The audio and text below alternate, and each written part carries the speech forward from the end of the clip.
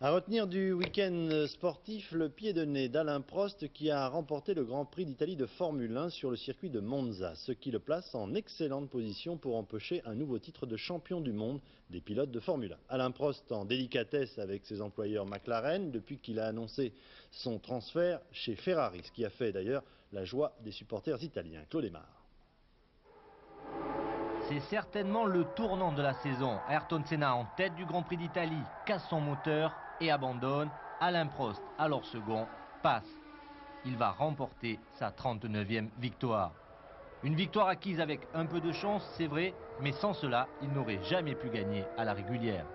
C'était, je pense, impossible, même si je revenais un peu sur lui à un moment. La voiture Saléjean était un peu mieux, mais au niveau moteur, il n'y avait absolument rien à voir, je pense.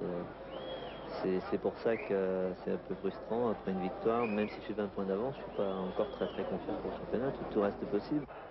Tout reste possible, d'autant plus que Senna, avant son abandon, avait réussi une belle course. Après un excellent départ, fidèle à son habitude, il est resté 45 tours en tête, comptant jusqu'à 22 secondes d'avance sur ses poursuivants.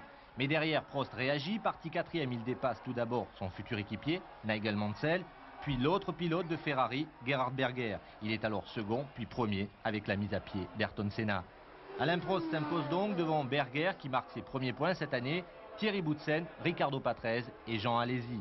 Au championnat du monde, le Français compte désormais 20 points d'avance sur le Brésilien pour la plus grande joie des tifosi qui prennent cette victoire comme le premier cadeau du petit Français. Et puis victoire